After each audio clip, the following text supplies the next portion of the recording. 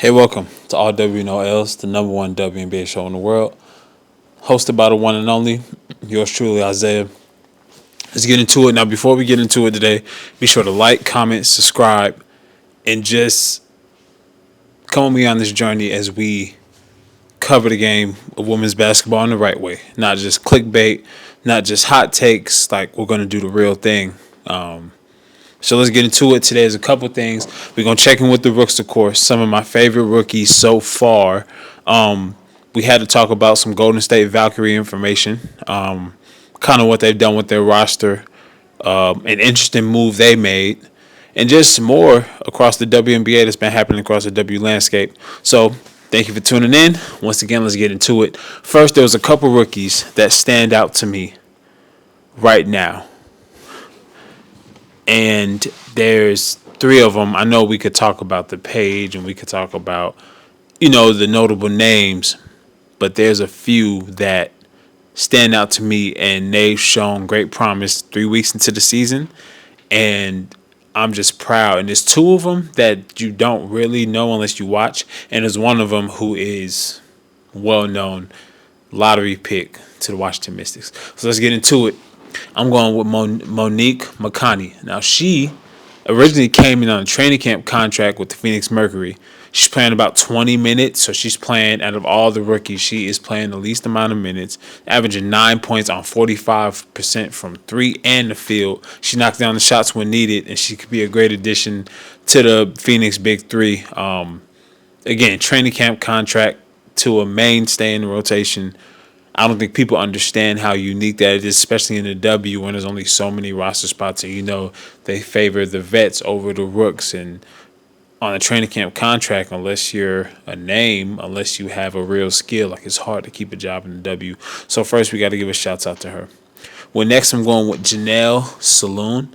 She was an Olympic silver medalist who joined the Golden State Valkyrie on a training camp deal. And she's leading the Valkyrie with 12 points per game. And she's showing a ton of promises in only 5 appearances for the Valkyrie.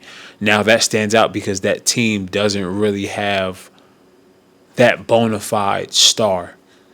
And so to come in from a training camp deal to being someone who could be a potential number one option, I think that deserves a ton of credit. Like that's one of those things that deserves all the attention in the world because you went from a pure obscurity to being the face of a booming franchise, and we're going to get into why the Golden State Valkyrie are booming later into the show.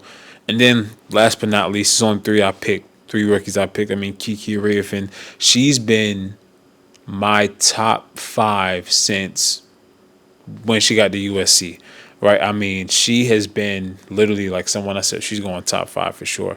I think I really got a hold of her when she went for 41 at Stanford, and then you wanted to see what's going to be her movement for her last season eligibility.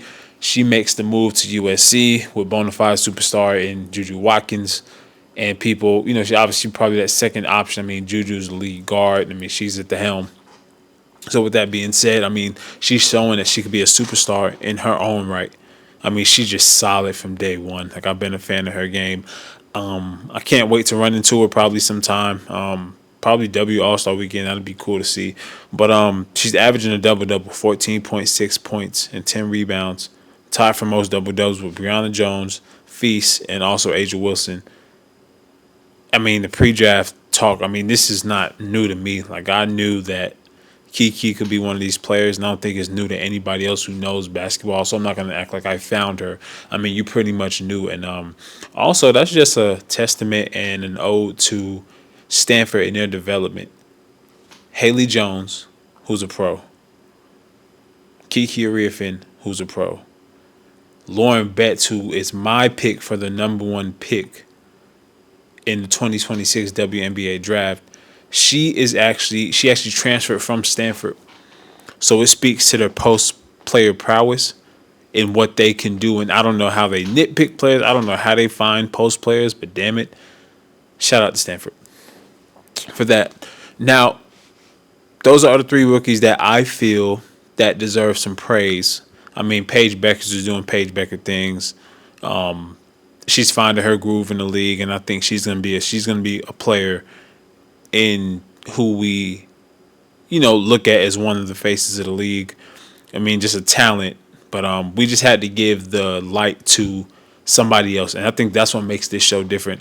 I want the W media to do better in how do we cover the game.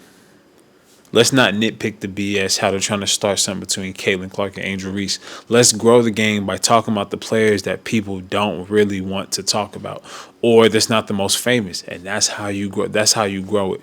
We can't just say Caitlin Clark and Angel Reese and expect the world to say, okay, W media is good, because it's not when it's just hot take culture and you try to create these false narratives. It's just not the best thing to do, and so that's what's going to make us totally different than the rest. Now, back to Golden State. They made a really interesting move. You waive Letitia Ami here, and then you bring her back. I think in the preseason you've seen that she was a bona fide talent who could help your roster, and then you waive her just to bring her back. People make mistakes, but damn it, don't make a mistake with her. I've been high on her since, obviously, South Carolina. She came to Atlanta, and then obviously she left, and I was like at a training camp, and then in preseason I was like, damn, I mean, she's balling. She did her thing in the preseason just to not make the team, and then obviously they've seen the mistake, and they've seen how she's back, and they've seen that she's a talent, and I'm glad they brought her back. If I could compare her to a NBA player, it would be OG Anunoby. Long, rangy, versatile, can defend, can score, doesn't need the bag, and she's just going to be one of those players who could complement those players, and she can even grow into a main option herself, given the way she plays and how versatile she is. So, I mean, just credit to her and her development. Credit to Don Staley and everybody who's been a part of her ascension as a player. I mean, Golden State, they made the right move in bringing her back. I don't know what y'all was thinking, but damn it, you lucky she on y'all side, right? Now, let's stay on the Golden State Valkyrie. Let's stay in that pocket for a bit, right? Because there's something else that's brewing and something else that's different about what Golden State is doing right now. The Golden State Valkyrie have already inked over $20 million in sponsorship deals this season, tapping local technology titans, national brands eager to associate with a fresh WNBA success story. Now, what does that mean? That means more money's coming in. That means that the Golden State Valkyrie can now eclipse, at some point, they could probably eclipse an NBA team in just their revenue generating, just from a revenue generating standpoint. They've already surpassed 9 MLS teams put together, and with the money that's coming in. Let me read this excerpt from Forbes. On the ticketing front, 10,000 season ticket holders and premium seating packages are projected to contribute another $35 million for a combined $55 million in revenue. That is a testament to both savvy pricing strategies and sellout crowds that have become the norm on every home game. I'm not going to say this is going to be easy to replicate in every city, because I think Cleveland has a team coming in. And then Toronto has one. I think Houston's bringing one. Maybe there should be something in the Carolinas, but I don't think this could be replicated in every WNBA in every WNBA city, because Golden State, Silicon Valley, there's so much money there. They just had to have something to spend the money on. And then when Joe Lacob is part owner, that makes things even better.